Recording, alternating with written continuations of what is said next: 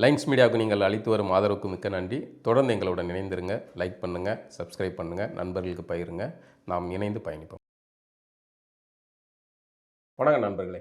இன்றைக்கி நம்ம கூட அரசியல் களத்தில் உரையாடுறதுக்காக இணைந்திருப்பவர் நாம் தமிழர் கட்சியின் வழக்கறிஞர் பிரிவை சார்ந்த அண்ணன் ஸ்ரீதர் அவர்கள் நம்ம கூட இருக்காங்க. வணக்கண்ணே. வணக்கம். கடந்த முறை பார்க்கும்போது ஒரு ப்ரொஃபஷ்னலாக ஒரு வழக்கறிஞராக அந்த தன்மையோடு இருந்தீங்க. இந்த தேர்தல் முடிவு டகால்னு சினிமாவில் நடிக்க போறீங்களா? அந்த தோட்டத்தில் வந்து நீங்க பாக்கிறதுக்கு வேற கொஞ்சம் ஒரு அரவிந்த்சாமி மாதிரி தான் இல்லை. நீங்க இந்த கேள்வி ஒரு 20 வருஷத்துக்கு முன்னாடி கேட்டுருந்தீங்கன்னா நடிச்சு நான் கூட ஒரு முதலமைச்சராக வந்திருப்பேன். அதுக்கான வாய்ப்பு இருக்கு. இப்போ கொஞ்சம் கஷ்டம், அதனால ரெண்டும் இல்லாத போயிடும். அதனால நடிப்புக்கெல்லாம் வேலை இல்லை. இல்லை ஒருவேளை தேர்தல் முடிவு இப்படி வந்து முடிவுனால இல்லை, தேர்தல் வேலையினால நிறைய உடல் கேடுகள் வந்துடுச்சு. இந்த தோல் எல்லாம் எனக்கு முகத்தில் இருந்த தோல்லாம் வெந்து போச்சு, கலர் நிறம் மாறிடுச்சு. கை மேலே ஒரு நிறம் கீழே ஒரு நிறமாக மாறிடுச்சு. அப்போ தோல் மருத்துவரை பார்க்க வந்தேன். அப்போ நம்ம சாதாரணமாக வரலாமே அப்படின்றதுக்காக வந்தேன். அந்த உடையில நீங்கள் கூப்பிட்டு வந்துட்டேன், அவ்வளோதான். எனக்கு அதை பார்த்த உடனே என்னடா இது திடீர்னு அப்போ நாம் தமிழர்ல இருந்து ஆரம்பிச்சு இப்போ நாம் தமிழர் மட்டும் இல்லை, நிறைய இயக்கத்தவர்கள் பக்கத்தில் இருக்க ஆந்திரா பவன் கல்யாணம்லாம் சொல்கிறாப்புல, நான் பேசாமல் தமிழ்நாட்டுக்கு போயிட்டு ஒரு கட் அவுட்லாம் வச்சு வெறும் கட் அவுட்டை வச்சு ஜெயிச்சு விட்டாங்க அப்படின்னு சொல்கிறாப்புல. அது மாதிரி நீங்கள் கிளம்பிட்டீங்களோன்னு நினச்சேன். அப்படி பண்ணுறதா தான் நம்ம நாம் தமிழில் இருந்திருக்க மாட்டோம்ல, அது இந்த நுழைவே இருந்திருக்காது. அந்த பகட்டுகளை அல்ல அந்த நடிப்புகளை அந்த பாசாகுகளை நம்பலை, ரொம்ப தீவிரமான கருத்துக்களை மட்டும்தான் நம்பினதுனால தான் நாம் தமிழர் கட்சியில் இத்தனை ஆண்டு காலம் பயணிக்கிறோம். இப்போவும் கருத்தை தான் நம்புகிறோம். உறுதியாக இருக்கீங்க. தேர்தல் முடிவு எப்படி உறுதியாக? இந்த தேர்தலில் கடுமையாக நீங்கள் உட்பட அண்ணன் சீமான் எல்லாருமே, நான் தம்பி தங்கைகள் எல்லாருமே உழைப்பை அபரிதமான உழைப்பு, அதுவும் சீமான் அண்ணனுடைய உழைப்பு ரொம்ப உச்சகட்டமாக இருந்தது. இந்த தேர்தலில் மிகச்சிறப்பாகவே அவங்க விழிப்புணர்வு பிரச்சாரமும் செஞ்சாங்க, நல்லா உழைத்தாங்க. ஆனால் தேர்தல் முடிவு உங்களுடைய உழைப்புக்கான பலனை பின்ன இழுத்துடுச்சுன்னு நினைக்கிறேன். நாம் வேறு விதமாக இதை சொல்லலாம். பைபிள் வசனத்திலேருந்து சொல்லணும்னா, பன்றிகளின் முன் நல்முத்துக்களை கொட்டாதீர்கள். நான் என் கருத்து இல்லை, இது பைபிள் வசனம். பன்றிகளின் முன் நல்முத்துக்களை கொட்டாதீர்கள். வள்ளலார் சொன்னது தான், கடை விரித்தேன் கொள்வார் இல்லை அப்படின்னு சொன்னாங்க. அப்போ நல்ல கருத்துக்களை சொல்லும்பொழுது அதை ஏற்காத பொழுது அது ஜீசஸ் கிரைஸ்ட் சொன்னதும் வள்ளலார் சொன்னதுக்கும் பெரிய பொருள் இல்லை. நல்ல விஷயங்கள் இங்கே தேவைப்படலை அப்படின்னும் போது சொல்லக்கூடாது. நான் கடை விரித்தேன் கொள்வார் இல்லை, நான் நல்ல நல்ல கருத்துக்களை வச்சு கடை வச்சேன், யாரும் அதை வாங்க ஆள் இல்லை என்று சொல்லப்பட்ட வாக்கியங்கள் அது என்ன வழின்னு நமக்கு அது செய்தியாக புரிஞ்சது வேறு, இப்போ அனுபவமாக புரிஞ்சிருக்கு. உண்மையிலே மக்களுக்கு இது தேவையில்லையோ, மலைகள் கொள்ளையடிப்பதை பற்றி மக்களுக்கு கவலை இல்லையோ, மரங்களோடு பேசுவதை பற்றி மக்களுக்கு தேவையில்லையோ, இந்த மரங்கள் வெட்டப்படுவதை பற்றி மக்களுக்கு எதுவும் அக்கறை இல்லையோ, இந்த ஆறுகள் காணாமல் போவது, களவு போவது, ஆறுகளாகவே இல்லாமல் போவது, இல்லை அதில் எல்லா கழிவு குப்பை சாயம் கலப்பது, அந்த தண்ணீரை குடிப்பது, மாசுபட்ட காற்றை சுவாசிப்பது, இதெல்லாம் மக்களுக்கு இயல்பாக மாறிடுச்சோ, இதெல்லாம் முக்கியமாக இல்லையோ.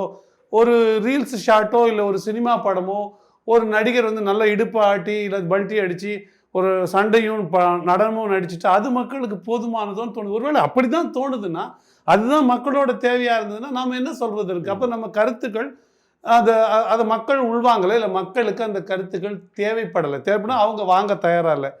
வாழ்க்கைக்கு அது தேவையாக இருந்தான்னா நான் இன்னமும் கருதுறேன், இது எவ்வளவுதான் இருந்தாலும், எவ்வளவுதான் நீங்கள் உங்களுக்கு பசியா அல்லது அலங்காரமா என்று வரும், மேக்கப்பா இல்லை உணவா என்று வரும்பொழுது உணவுக்கு தான் முக்கியத்துவம் இருக்கும். இப்போ ஒருவேளை மக்களோட எல்லா தேவைகளும் ஏதோ ஒரு விதத்தில் அது கிடைச்சிடுது, அதனால் அந்த எல்லா வழிகளும் அடைக்கப்படும் போது தான் உழைத்து கொண்டு வெளியே வரணுன்றது புரட்சிக்கு அப்படி தான் சொல்லுவாங்க. அப்போ அந்த சூழலில் மக்கள் இன்னும் வசதியாக தான் வாழுறாங்க. மது போதை, திரை போதை, இந்த கேளிக்கைகள், இதில் அக்கறையாக இருக்கிற மனிதர்கள் மக்கள் நம்ம அடுத்த தலைமுறை என்ன, கொள்கை என்ன, கோட்பாடு என்ன அப்படின்றது புரிந்து கொள்ள தயாராக இல்லையோ நமக்கு தோணுது. தயாராக இல்லாத பொழுது நீங்கள் அதை போய் சொல்லுவது தேவையில்லாதுன்னு நான் நினைக்கிறேன். இப்போ எங்கள் அம்மா சொல்லுவாங்க, ஒரு நரிக்கு கூர்மையான ஜாடியில் உணவு வச்சாலோ மூக்கை உள்ள நுழையாத மாதிரி, கொக்குக்கு நீங்கள் தட்டில் உணவு வச்சாலோ அதால் உண்ண முடியாது. கொக்குக்கு எப்படி வைக்கணுமோ அதுக்கு குவிந்த ஜாடியுடைய அதுக்குள்ளே தான் நீங்கள் உணவு வைக்கணும், நரிக்குன்னா தட்டில் வைக்கணுன்றாங்க. அப்போ நீங்கள் அது இல்லையோ தான் நான் பார்க்குறேன். அப்போ நம்ம அதை வைக்கலையோ அப்படின்றதையும் சேர்த்தே நான் பார்க்குறேன். எது எப்படி இருந்தாலும் நம்ம பொருள் நாம் தமிழர் கட்சியோட கொள்கை கோட்பாடுன்ற சரக்கு இருக்குல்ல, அது எந்த விதத்திலும் உலக அளவில் அந்த கருத்து எந்த குறைவானது இல்லை.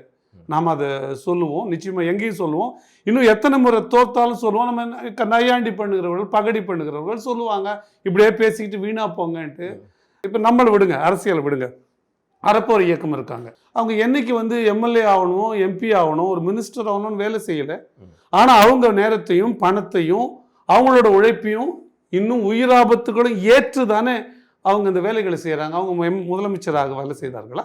அவங்கள யாரோ ஒருத்தர் மினிஸ்டர் அவங்க அமைச்சர் அவங்கன்னு வேலை செஞ்சாங்களா? இல்லை ஒரு எம்எல்ஏ அவங்கன்னு வேலை செஞ்சாங்களா? ஒரு வாரியம் கிடைக்குன்னு வேலை செஞ்சாங்களா? அவங்க கடமைன்னு செஞ்சாங்க. நாம் தமிழரோட கட்சிக்கோட கோட்பாடும் அதுதான். ஆனால் நாம் தமிழருக்கு இலக்கு இருக்குது, தேர்தல் அதிகாரத்தை பிடிக்கணும் அப்படிங்கிற இலக்கு இருக்குது. அப்படிங்கும்போது இதில் வந்து வெறுமனே நீங்கள் அந்த இயக்கத்தோடு ஒப்பிட்டு நீங்கள் சொல்லி தப்ப முடியாதுல்ல? இல்லை, இப்போ இயக்க மனநிலைமையிலேருந்து நீங்கள் அப்போ தப்ப முடியாதுன்றீங்க. நாங்கள் ஏதோ வந்து இதை வேண்டான்னு தவிர்த்தா மாதிரியும், இல்லை நீங்கள் ஏன் அப்படி வந்து தவிர்த்து ஓடுறீங்க அப்படின்ற மாதிரி அப்படி இல்லை. நாங்கள் சரியான கருத்துக்களை சொல்கிறோம், நேர்மையான கருத்துக்களை சொல்கிறோம். விஜய் ரசிகரோ இல்லை திமுக காரரோ அதிமுக காரரோ பக்கத்தில் ஒரு ஃபேக்ட்ரியிலேருந்து ஒரு தொழிற்சாலையிலேருந்து ஒரு நச்சு புகை கொடுத்தா, இல்லைங்க அவர் வந்து தாவேக்காரங்க அவரை மட்டும் விட்டுடுங்க, திமுக காரர் இவரை மட்டும் பாதிக்குங்க, இல்லை நாம் தமிழர் ஓவராக பேசுகிறாங்க அவங்கள மட்டும் பாதிக்குங்கன்னு வராது இல்லையா? எல்லாருக்கும் ஒன்று தான். அப்போ அந்த வழி நாம் தமிழருக்கு வரும்போது இதை தாவேக்கா பேசவே இல்லை. தாவேக்கா அவங்களுக்கு அந்த வழியே தெரியல. ஆனால் அவங்கள மக்கள் வந்து அரிய நெல்லி ஏற்றி வைக்கிறாங்கன்னா நம்ம என்ன சொல்கிறது, உடனே என்ன சொல்லுவாங்க, நீங்கள் மக்களை இழிவாக பேசுகிறீங்க, மக்களை குறைவாக பேசாதீங்க. அப்படி ஒன்றும் நோக்கம் இல்லை. நீங்கள் சொல்லுங்கள், இதை பார்க்குற யாருன்னா இல்லை தாவேக்காக ஓட்டு போட்டவர்கள் கூட சொல்லட்டும், எனக்கு அதில் ஒன்றும் ஆட்சேபம் இல்லைங்க, அது தேவையே இல்லைங்க. இப்போது நாடு நல்லா தான் இருக்குது, இங்கே நல்ல காற்று கிடைக்குது, தண்ணீர் அருமையாக கிடைக்குது, நல்ல உணவு நஞ்சில்லாத உணவு கிடைக்குது, மழையெல்லாம் யாரும் வெட்டப்படுறது, நீங்கள் தாங்க தவறாக பேசுகிறீங்க. இல்லைங்க, அது வெட்டப்படுறதும் ஒரு பிரச்சனையே இல்லைங்கன்னு சொல்லுங்கள், நாம் அதை கருத்தை பின்வாங்கிக்கலாம். அதெல்லாம் கரெக்ட். அவங்களுக்கு அது நேரடியாக பாதிப்பாக இல்லை அப்படின்னு நேரடியாக பாதிப்பாக இருக்குது. அதை விட இந்த கவர்ச்சியிலையும் இந்த மயக்கத்திலையும் மற்ற விஷயங்களையும் அவங்க கவனம் செலுத்தி. நீங்கள் இப்படிலாம் சொல்கிறதுனால தான் விஜய் வந்து நல்லா வாயில வருது அப்படிங்காப்புல. என்ன கவர்ச்சி இல்லையா? நாங்கள் வந்து எனக்கு கூட நல்லா வாயில வருது தான், அவரை மாதிரியே நானும் சொல்லாமல் தாண்டி போகிறேன். இதை சொல்லி இது ஒரு அரசியலாங்க. இப்போ எந்த விதத்தில் எந்த அடிப்படையில் தாவேகா மற்ற திராவிட கட்சிகளோடு மாறுபட்டிருக்கு? யார் இப்போ மைனாரிட்டியாக வரும்போது என்னென்னலாம் பண்ணுவாங்களோ, சோஃபா அரசியல், குதிரை பேர் அரசியல் எல்லாத்தையும் தாவேகவும் தானே பண்ணிடுச்சு. இப்போ 5 யதார்த்தமா கடந்து போன சோபாவை வச்சு நீங்க அரசியல் பண்ணிவிட்டீங்கன்னு ஒரு பேச்சு. இப்போ 5 பேர் ராஜினாமா பண்ணுது, அதுவும் யதார்த்தம் தானே? ராஜினாமா பண்ணிட்டு பதவியை விலகிட்டு நேராக போய் தாவேக்கால சேர்ந்ததும் யதார்த்தம் தானே?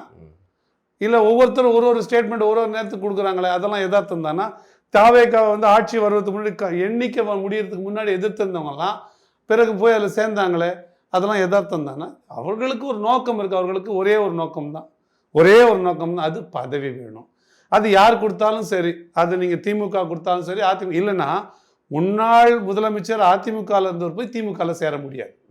என்ன தாகம் இருக்குது? அப்படியே பொதுநல சேவை தவிக்குதுங்க எனக்கு. நான் அவசியம் போய் பொதுமக்களுக்கு சேவை செஞ்சே தீர்றேங்க, அதிமுக இடம் கொடுக்கலங்க, நான் திமுகவுக்கு போகிறேன், அப்படி ஒன்றும் கிடையாது. அவரவர்கள் சொத்துக்களை அவரவர்கள் பணங்களை பாதுகாத்துக்கணும், அவரவர்களோட அரசியல் வலிமையை நிலைநிறுத்திக்கணும். நாளைக்கு ஒரு காவல்துறை பிரச்சனை, ஒரு நீதிமன்ற பிரச்சனை அப்படியெல்லாம் வரும்பொழுது ஒரு அரசியல் பலம் தேவைப்படுது. சாகிற வரைக்கும் அதில் இருக்கணுன்ற தேவைக்காக போனதை தவிர என்ன கோட்பாடு கொள்கை இருந்து சொல்லுங்கள். நீங்கள் அதை செய்ய முடியாதுல்ல.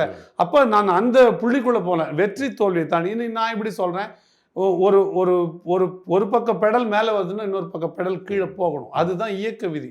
சக்கரம் சுற்றணுன்னா ஒரு பக்கம் மேலே போனால் இன்னொரு பக்கம் கீழே வரும், மேலே போனது கீழே வருதும், கீழே வருதும் மேலே போனது தான் சுழற்சி. அதுதான் இயக்கத்தோட விதியும். அப்போ ஒரு கோட்பாடு நிற்கணும்னா அதுக்கு எதிர்கோட்பாடு ஒன்று வேணும். அந்த கோட்பாடை நாம் தமிழர் கட்சி இருந்துட்டு போட்டோம். நான் சொன்னேன் வெற்றி வெல்லன்ற அவசியம் ஒன்றும் இல்லை, வெல்லாமலே கூட போகிறோம், அதனால ஒன்றும் இல்லை. இப்போ நான் இப்படி சொல்கிறேன் பாருங்கள், இன்றைக்கு நாமெல்லாம் விடுதலை அனுபவிக்கிறோம் இல்லை? ஆனால் பூலித்தேவனும் மருது சகோதரர்களும் எதை நினச்சி செஞ்சாங்க? 1947 ஆகஸ்ட் 15 விடுதலை வரப்போகுது, அதுக்கான வேலையை நம்ம இப்போ செஞ்சு வச்சுட்டு போது இல்லை. என்றைக்கு வரப்போகுதுன்னு தெரியலை, எது நடக்கும்னு தெரியல, நடக்குமா நடக்காதான்னு தெரியல. ஒருவேளை இன்னும் ஒரு 100 ஆண்டுகள் கூட இது காலனி ஆதிக்கத்தின் கீழ் ஆங்கிலேயர் ஆட்சியில கூட இருந்திருக்கலாம். அதையெல்லாம் நினைக்கல. என் உரிமை இந்த நேரத்தில் எனக்கு இது சரின்னு படுது, இந்த உரிமையை நான் காப்பாற்றணும், இது என் மக்களுக்கான உரிமை, இந்த மண்ணுக்கான உரிமைன்னு போராடினாங்க. நான் 47 விடுதலையாக மாறின மாதிரி இன்னைக்கு நாம் தமிழர் போடுறது இன்னும் 50 ஆண்டுகள் கழித்து கூட தான் வரட்டும். நான் இப்போ நானே தான் அதுக்கு அடைந்து கொள்ளணும், நான் உழைச்சதுக்கு நானே லாபம் எடுக்கணும்னா அது வியாபாரம். 100 ரூபாய்க்கு நான் உழைச்சேன், 100 ரூபாய் கூலி கொடுங்கன்னு கேட்டால் அது வியாபாரம், அது தொழில். அது எப்படி வந்து சேவையாகும்? நான் எந்தவித லாபமும் எதிர்பார்ப்பும் இல்லாமல் நான் என்னோட வேலையை செய்கிறேன், என்னோட வேலையை நான் செய்கிறேன். அது விளைவு எதுவானா இருக்கட்டும், நன்மையை கூட பயக்காம போட, ஆனால் நான் செய்த வேலை நேர்மையானதா. அப்படிதான் நாம் தமிழர் கட்சி இயங்குது. இப்போ இந்த 4 விழுக்காடு இருக்குல்ல, இந்த 4 விழுக்காடு உள்ளவர்களும் இப்படித்தான் இருக்கிறார்கள் என்று நான் நம்புகிறேன். இப்போ நம்ம சொன்ன விதங்கள் தவறு செஞ்சுட்டதா நினைக்கிறீங்களா இந்த தேர்தலில்? நீங்க தவறு எதுவும் செய்ததா நான் கருதலை. ஆனால் மீடியாக்களை நம்ம வாங்க வேண்டிய தேவை இருக்கு. நான் அதை உணர்றேன். நம்ம அப்படி வாங்காமல் பேசுகிற பேச்சுக்களை கொண்டு போய் சேர்க்க இங்கே வேறு கருவிகள் இல்லை. இருக்கிற கருவி இதுதான். அப்போ நம்ம அதை கையாளணும், இல்லை அந்த கருவியை நாம் உண்டு பண்ணணும். இப்போ பொது ஊடகங்கள், சோஷியல் மீடியா இருந்தது, சமூக ஊடகங்களை பெரும்பான்மையான அளவுக்கு திமுக பணம் கொடுத்து வாங்கியது, தாவேக்கா பணம் கொடுக்காமலும் வாங்கியது, கொஞ்சம் பணம் கொடுத்தும் வாங்கியது. அதை நாம் தமிழர்களால் செய்ய முடியலன்றது தான் நான் பார்க்குறேன். ஊடகங்களில் அவர் உலகத்திலே வந்து தேர்தலில் வந்து நாம் தமிழருக்கு வந்து முந்திலாம் வந்து புறக்கணிக்க தான் செய்வாங்க. ஆனால் இந்த தேர்தலில் சீமானுடைய புகைப்படமோ இதெல்லாம் வந்து காணொலிகளோ எல்லாமே வந்து பரவலாக வந்து வெளியிட செஞ்சாங்க. தொலைக்காட்சிகள் நீங்கள் அப்படி பார்க்கக்கூடாது. நீங்கள் அப்படி அதை பார்க்கக்கூடாது. அப்படி இல்லை. அது ஏன் சொல்கிறேன்னா, உங்கள் செருப்பை யார் போட்டுப்பா? நீங்கள் தானே எடுத்து போட்டுப்பீங்க. உங்கள் வீட்டில் பாத்ரூம் போனால் நீங்கள் தானே தண்ணி விடுவீங்க, நீங்கள் தானே கை காலை கழுவிப்பீங்க. இதெல்லாம் கூட ஒரு பேசு பொருளாக விஜய் அவர்களுக்கு பேசப்பட்டது. அவர் செருப்பை பாருங்கள் எப்படி அவரே எடுத்து போட்டுக்கொண்டார், அதிலிருந்து பூவை தட்டினார், அதிலிருந்து தூசியை தட்டினார். செய்தி உண்டு, ரஜினி வந்து தன் கொடையில இருந்த ஒட்டியிருந்த தூசி அவரே தட்டிக்கிட்டார். வேற யாருங்க தட்டுவா? வேற யார் தட்டுவா? நான் கேட்குறேன். அவர் கழிவறைக்கு போனால் அவர் தானே கழுவிப்பார், அவரையே இப்படி கழுவி கொண்டாப்பார் சொல்ல மாட்டோம்ல. அப்போ இது என்ன இழி மனநிலைக்கு கூட்டு போகுது? அவ்வளோ பெரிய அவ்வளோ பெரிய ஆள். அவர் சளி அவர் தானே துப்புவார், அவர் இருமல் அவர் தானே இருமுவார், அவர் மலத்தை அவர் தானே கழிப்பார். இதெல்லாம் பெரிய வியாக்கியானமாக பேச. அப்போ இந்த பேசுகிற மனநிலை, இப்படி பேசுவது அவ்வளோ பெரிய ஆளே பண்ணிட்டாரு அப்படின்ற ஒரு வியப்பை உண்டு பண்ணுறதுல. ஆனால் வெட்ட வெளியில் கொற்ற மழையில் அண்ணன் சீமான் அவர்கள் நின்று பேசியிருக்காரு, நம்ம பார்த்துருக்குறோம். இந்த மழையில் என்ன நினைக்கிற, அங்கே இலங்கையில் ஈழத்தில் குண்டு மழையில் நம்ம மக்கள் நினைஞ்சாண்டா இந்த மழை ஒன்று என்ன பண்ண போகிறான்னு சொல்லி நாம் தமிழர் பிள்ளைகள் பூரா மழையில் நின்று கேட்டிருக்கிறாங்க. ஒரு நிழலில் இப்போ ஒரு வெயிலில் 10 பேர் இருக்காங்க. அண்ணன் வந்து பேசுகிற சீமான் அண்ணன் அங்கே நிழலுக்கு வாய்ப்பு இருக்குது, நிழலில் கொண்டு போய் போட்டாங்க, கோச்சிக்கிட்டாரு. நிழலை போட்ட வெயிலில் போடுனாரு, யார் கேட்டு வாங்கி வெயிலில் போட்டுக்கிறாரு. அது மாண்பு. அது பேசப்படலை. எங்கே பேசி, எந்த மீடியா பேச்சு சொல்லுங்கள்? அவர் கதவை திறக்கிறதுக்கு முன்னாடியே இந்த சொர்க்கவாசலில் நடப்பாங்கல்ல, அதை கொண்டு போய் வச்சுருவாங்க. கதவை திறக்கிறார், வாட்ச்மேன் குறுக்க போகிறார் வரார், அங்கேருந்து கிளம்பி விட்டார், கதவை திறந்தார், அவருக்கு இந்த மாதிரி கண்ணாடி போட்டிருந்தார், அந்த மாதிரி செருப்பு போட்டிருந்தார், அதில் இந்த நிறம் ஒட்டி இருந்தது. இதெல்லாம் என்ன பூஷ்வாத்தனங்கள் இல்லையா? தமிழ்நாட்டோடைய அரசியல் களமே வந்து தாவேகாவுடைய வெற்றிக்கு பின்னாடி வந்து களம் மாறிடுச்சு அப்படிங்கிற புரிதலுக்கு எல்லாருமே வந்துட்டாங்கன்னு எடுத்துக்கலாம் அப்படின்னு கருதுறாங்க.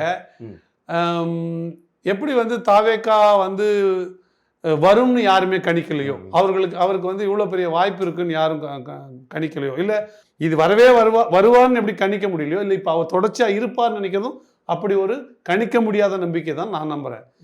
இது வந்து பலவிதமான பின்விளைவுகளை ஏற்படுத்தும். இப்போ ஏன் விஜய் அவர்களுக்கு வாக்களித்தார்கள்? விஜய் சமூக சேவை செய்யவில்லை, அவர் இரத்த தானம் குருதி கொடை வழங்கவில்லை, அவருக்கு சார்ந்தவர்களும் வழங்கலை. அவர்கள் மரங்களுக்காக, காடுகளுக்காக, மலைக்காக, கடலுக்காக பாடுபடவில்லை. ஏன் வாக்களித்தார்கள் அப்படின்னா, அவர் நல்லா டான்ஸ் ஆடுவார். பல பெண்கள் அவரை கனவுல விரும்பின பெண்கள் கூட அவரை மனசுக்குள்ள நினைச்சுக்கிட்டு ஓட்டு போட்டாங்க. பேர பிள்ளைகள் கேட்டாங்க அப்படின்னு பல தாத்தா பாட்டிகள் போட்டாங்க. மகன் கேட்குறான்னு பல அம்மா அப்பாக்கள் போட்டாங்க. இதை பிள்ளைங்க கேட்கறதுக்கு ஒரு காரணம், அவர் சினிமாக்காரரு, நடித்தார், டான்ஸ் ஆடினார் அப்படின்னு அப்டேட்டில் இருந்தார். 2025 வரைக்கும் வச்சுங்களேன். இன்னும் ஒரு 5 ஆண்டு காலம் அவருக்கு சினிமா இல்லை. இப்போ எப்படி ஒரு புகழை, ஒரு ஃபெமிலியாரிட்டியை உண்டு பண்ணாரோ, அதை அடுத்த 5 ஆண்டு காலத்தில் அவரால் உற்பத்தி பண்ண முடியாது. 26னா 31க்கு பிறகு தான் அதை ஆரம்பிக்கவே அவர் முடியும், இன்னொரு திரைப்படம்னா. அப்போ இந்த காலகட்டத்தில் இந்த சினிமா திரை கவர்ச்சி புகழ் இருக்குல்ல, அது இறங்கும். அது அறிவியல் தான் நான் சொல்றது. எந்த காரணத்தினால அவர் கொண்டாடப்பட்டாரோ, திரைக்கலைஞர்னால கொண்டாடப்பட்டாரோ, இனி அவர் திரைக்கலைஞர்னா புதிய படங்களாக இருப்பல, புதிய பஞ்சு டைலாக் போட முடியாது, காற்றுல பறந்து 200 பேர் அடிக்க முடியாது, சாராயம் குடிச்சிட்டு பாட முடியாது, பெண்களோட காதல் பண்ண முடியாது. அப்போ பழைய நினைவு அதில் அவுடேட்டடாக மாறிடும். இன்னும் 5 ஆண்டு காலத்தில் அடுத்த தலைமுறைக்கு போய் சேருது. அப்போ அது குறையும். அப்போ அரசியலாக அவர் முன்னேறணும். எப்படி ஒரு அரசியல் செயல்பாட்டினால இப்படி ஒரு அரசியல் செயல்பாட்டை தாவேகா விஜய் செய்தார், அது வந்து நாட்டில் இந்த நன்மை விளைஞ்சிருக்கு அப்படின்னு செய்யணும். அப்படி செய்வாரே ஆனால் செய்ய மாட்டார்னு நான் அவர் புரிதல்லேருந்து நான் சொல்கிறேன். ஒருவேளை செய்வாரா அவர் அரசியல் நிலைத்திருப்பார், அதில் ஒன்றும் சந்தேகம் இல்லை. ஆனால் அதை முடிவு பண்ண வேண்டியது அவர் தான். இல்லை, நிறைய விஷயங்கள் நல்லது நடந்தது தானே. இப்போ நீங்கள் வந்து அதிமுக அல்லது திமுக அப்படிங்கிற ஒரு பிரம்மாண்டமான எதிரிகள் 2 பேரும் இப்போ நாங்கள் ஒரு சாம்ராஜ்யம் கட்டி வச்சுருக்கோம், நாங்கள் பணம் கொடுத்து யாரை ஜெயிச்சிருவோம் அப்படிங்கிற ஒரு நம்பிக்கையில் இருந்தாங்க. இப்போ நீ 5000 கொடுத்தாலும் சரி 10,000 கொடுத்தாலும் சரி உன்ட்ட காசு வாங்கிவிடுவோம், ஆனால் ஓட்டை வந்து நாங்கள் விஜய்க்கு தான் ஓட்டு போடுவோம் அப்படிங்கிற ஒரு விஷயம் பண்ணி இனிமேல் வந்து தேர்தலுக்கு பணம் கொடுக்கறது இப்போ அவன் கொடுக்க மாட்டான்ல. அடுத்த முறை வேட்பாளர் வந்து நான் 10,000 கொடுக்க வேண்டிய அவசியம் இல்லை, இந்த பயவழியில் எப்படியும் வந்து என்கிட்ட பைசா வாங்க போது அவனுக்கு ஓட்டு போட போகுது அப்படிங்கிற ஒரு மனநிலை வந்துடும்ல. அப்போ இது ஒரு மாற்றம் தானே, இது உடைச்சிருக்காரு அப்படின்னு தானே சொல்லி. நீங்கள் ஜனநாயகமாக நான் சொல்கிறேன், யதார்த்தமாக நான் சொல்கிறேன். ஜனநாயகமாக நீங்கள் பார்த்தீங்கன்னா நாங்கள் வேற உங்களுக்கு ஓட்டு போட மாட்டோங்க, நீங்கள் எங்களுக்கு காசு கொடுக்காதீங்க, நாங்கள் ஓட்டு போட மாட்டோம், நான் ஒருத்தர் நினச்சிருக்கோம் நான் அவங்களுக்கு தான் போடுவோம், யாருன்னு சொல்ல மாட்டோங்க, நீங்கள் எங்களுக்கு பணம் கொடுக்காதீங்கன்னு சொல்லி வாக்கு செலுத்தியிருந்தா அந்த வாக்காளருக்கு அடிப்படையில் ஒரு நேர்மை இருக்குது. நீ பணம் கொடு, நான் இருந்த பூத்துலலாம் தகராறு, கொடுக்கல, தாவேக்காரங்க தாவேக்காக்கு ஓட்டு போகிறான், அந்த வெள்ளை சட்டையும் ப்ரௌன் கலர் பேண்ட் போட்டு வரான். ஒரு திமுக காரர் மடக்கி கேட்குறாரு, அவரை நேற்று என்கிட்ட காசு கொடுக்கலன்னு சண்டை போட்டு வந்து நீ வாங்கின, இன்னைக்கு வந்து தாவேக்காக்கு நீ ஓட்டு போறேன்னு கேட்குறாரு பூத்துல. நான் ஆமா நீ போறேன்னா அவர் சிரிச்சுக்கிட்டே இப்படி தலையை தேய்ச்சிக்கிட்டே உள்ளாட்சி தேர்தலில் பார்த்துலாம் உண்ணா அது வேற இது வேற நான்றாங்க. அப்போ இதுல எங்க அடிப்படையில் நேர்மை இருக்கு, இதுல ஜனநாயகம் எங்க இருக்கு? அப்ப நீங்க காசு வாங்கிக்கிட்டு நினைச்சவங்களுக்கு ஓட்டு போடுவீங்க அப்படின்னா நீங்க காசு வாங்கிட்டு மறுபடியும் மக்கள்கிட்ட மனநிலை என்ன மாறிடுச்சுன்னா, இப்போ கருணாநிதியை சமாளிக்க முடியாம இருந்தது. அந்த கருணாநிதி போகும்போது என்ன பண்ணிட்டு போயிட்டாரு, எல்லாரையுமே கருணாநிதியை மாற்றி விட்டாரு. இப்போ நீ பணம் வாங்குறது அப்படிங்கிறது என்னுடைய உரிமை, நான் அவன் கொள்ளையடிச்சிருக்கான், கொள்ளையடிச்ச காசுல எனக்கு வருது, எனக்கு காசு, நான் என்ன வந்து தனியாக வேற ஏதாவது திருடுறான் வைக்கல, அவன் என்னுடைய பணத்தை தான் அவன் கொள்ளையடிச்சு தான் இவ்வளோ சேர்த்துருக்கான், எனக்கு வந்து கொண்டு வந்து கொடுக்குறான். அந்த மனநிலை சமரசம் பண்றது, நான் வந்து அது பணம் வாங்குவதை சமரசம் பண்ற மனநிலை மக்கள் உருவாயிட்டாங்க. அப்போ மக்கள் கருணாநிதியா மாறிட்டாங்க. அப்போ இதுக்கு நடுவில் நீங்கள் வந்து அவர்களை வந்து பணம் வாங்காதே அப்படின்னு ஒன்று சொல்லும்போது அவர்களுக்கு அது வந்து எதிர்நிலையாக மாறுது. அதில் நீங்கள் அடிப்படையில் புரிஞ்சுக்க வேண்டியது, நம்ம காசு தானே பணம் கொடுக்குறான்ற கேள்வி, கொள்ளையடித்த காசை இப்போ கொடுக்குறான், நம்ம ஏன் வாங்கிக்க கூடாது, அவ்வளோதான் கேள்வி இல்லையா? நான் கேட்குறேன், இன்னைக்கு ஏன் காசு கொடுக்குறான், கொள்ளையடிக்க போகிறதுக்காக கொடுக்குறான், நீங்கள் அதை அனுமதிக்க போறீங்களா அப்படின்றது தான் கேள்வி. அதான் அது உடஞ்சி போச்சு, அதான் உடஞ்சிடுச்சு. இப்போ காசு கொடுத்தாலும் நான் வந்து காசு வாங்கிடுவேன், காசா ஆனால் ஓட்டு எனக்கு பிடிச்சவங்களுக்கு தான் போடுவேங்கிற காசா கவர்ச்சியா? புஷ்பா புருஷனுக்கா யாருக்கு புஷ்பா வேணும்னாலும் புஷ்பா புருஷனுக்கு ஓட்டு, அப்படிதான் நான் அதை பார்க்கிறேன். இது ரெண்டுக்குள்ள இது பவர்ஃபுல்லானது. இந்த ஒரு தனி மனித துதிப்பாடல் திரைக்கவர்ச்சி இருக்குல்ல, அது பணத்தை விட பலமானதுன்னு நான் பார்க்கிறேனே தவிர கோட்பாட்டு அளவில் இல்லைல்ல. நீங்க அப்ப நான் திருப்ப சொல்றேன், அந்த தனி மனித கவர்ச்சி குறையும் போது என்ன நிகழும் தான் நான் உங்களுக்கு முன்ன சொன்னேன். அப்ப அது வீழும். இன்னும் இது அடிப்படையில் நேர்மை இல்லைங்க. இப்பவும் நான் சொல்றேன், இப்போ நம்ம 6 கோடி பேர் வாக்கு. இப்போ என்னோட கேள்வியும் கூட வந்து அந்த நேர்மையா மக்களோட இதை வந்து நான் நியாயப்படுத்தி சொல்ல, இந்த மனநிலையை தான் சொல்றேன். பிரக்கில வந்து பத்தியா பாலா வந்து பணம் வாங்குறத நியாயப்படுத்தி பேசுறா பாரு அப்படின்னு ஆரம்பிச்சிருவாங்க. ஆமா, அது நீங்க அதான் அது நம்ம யதார்த்தத்தை பேசுறோம், ஆனா அது சரியில்லைன்னு சொல்ல வேண்டிய கடமை நமக்கு இருக்கு. இதை என்னன்னா தேர்தல் கமிஷன் இதை சொல்லலை, எல்லாரும் வாக்கு செலுத்துங்கன்னு சொன்ன தேர்தல் ஆணையம் வாக்குக்கு பணம் வாங்காதீங்கன்னு எங்கேயுமே பிரச்சாரம் அது ஒரு பரப்புரையா கொண்டு போகலை. எந்த கட்சி கொண்டு போச்சு சொல்லுங்க? தாவேகா, திமுக, அதிமுக எங்கேயாவது வாக்குக்கு பணம் வாங்காதீங்கன்னு சொல்லியிருக்கா? எப்பயாவது சொல்லியிருக்கா? இல்லை. அப்ப என்ன அடிப்படையில் அது நேர்மை இல்லை தான். அவங்க என்ன நினைக்கிறாங்கன்னா இப்படிதான் இயங்கும், ஊழலோட தான் அரசியல் இயங்கும், அதுல நமக்கு பிடிச்ச ஒரு ஆளை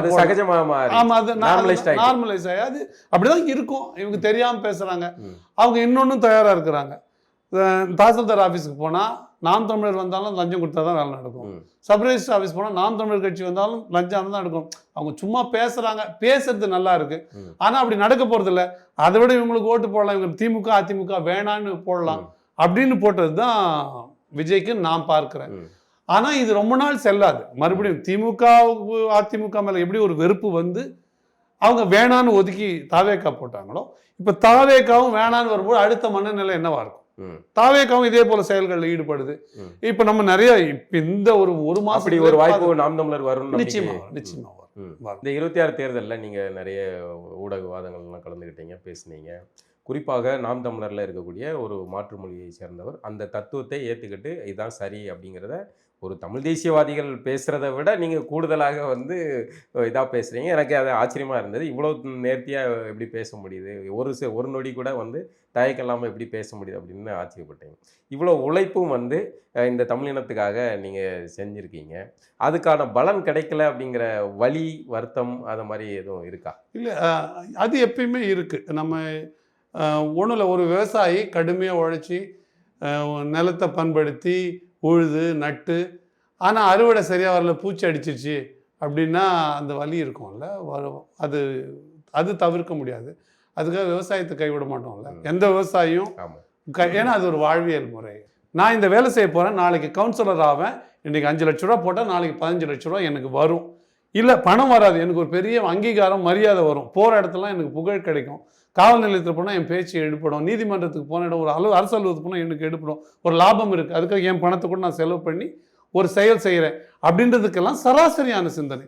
எனக்கு எதுவுமே கிடைக்காது, ஆனால் இந்த சமூகத்தை நோக்கி செய்ய வேண்டிய கடமை எனக்கு இருக்குன்னு, அது வந்து ஒரு பெரிய ஞானிக்கு உரிய மனநிலை. அந்த மனநிலை நாம் தமிழர் கட்சியில் நிறைய பேருக்கு இருக்கு. இன்னும் அதனால தான் இன்னமும் வெளியே போகாதவ இந்த சூழ்நிலைக்கு பிறகு இருக்கணும் நாம அப்படின்னு சொல்லுவோம். நிறைய குரல்கள் அண்ணனை நோக்கி வருது இல்லை, நீங்கள் கவலைப்படாதீங்கன்னா செய்யணும், அதெல்லாம் அதோட அந்த அடிப்படை தான்.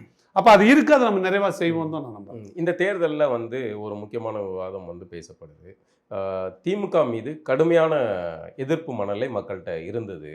அதை வந்து விஜய் சரியாக வந்து திமுகவுக்கும் தாவேகாவுக்கும் தான் போட்டி, தீய சக்தி திமுக அப்படிங்கிறத பிராண்ட் பண்ணார், அதை வந்து இலக்க அடைஞ்சார் அப்படிங்கிறது. நாம் தமிழர் அதிலிருந்து விலகினதாக ஒரு குற்றச்சாட்டு வருது. இல்லை, நாம் 2 விஷயங்கள் அதில் நடந்தது. விஜய் இவ்வளோ தூரம் வருவார்ன்றது கணிக்கலை அப்படின்னு ஒரு பார்வை இருக்குது. உண்மையிலேயே விஜய் வந்திருக்க மாட்டார். ஊடகங்கள் பெரிதுபடுத்தி தொடர்ச்சியான விளம்பரங்களை கொடுத்து, சமூக ஊடகங்கள் அவருக்கு தொடர்ச்சியாக கொடுத்து, நாம் அந்த வேலை செய்யும்போது எந்த சூழ்நிலை இருந்ததோ அந்த சூழ்நிலை தேர்தல் நெருக்கத்தில் பல மடங்கு மாறிடுச்சு, பல விதத்தில் மாறிடுச்சு. அவர் வருவதற்கு ஒருவேளை நம்ம எதிர்வினை ஆற்றும் போது கூட அவர் வருவார்ன்ற சூழ்நிலை இல்லாமல் இருந்திருக்கலாம். ஏன்னா இதை கண்டுபிடிக்க எந்த அறிவியலும் இல்லை. அதற்கு பிறகு அந்த கடைசி 3-5 நாட்களில் வேறு விதமான ஒரு திசை திருப்பல் ஊடகங்கள் செஞ்சுருக்கு, அல்காரிதமில் நடந்திருக்கு. குழந்தைங்க வீடியோ போட்டது, குழந்தைங்களை இவர் போய் நீங்கள் வீட்டில் கேளுங்கன்னு சொன்னது, இதெல்லாம் எதிர்பார்க்காத நகர்வுகள். இதற்கு எதிர்வினை ஆற்றுவதற்குள்ள அந்த தேர்தல் பரப்புரை காலமே முடிஞ்சிடுச்சு. அப்போ அதனால் அது எதிர்பாராமல் கூடுதலாகவும் நிகழ்ந்திருக்கலாம்.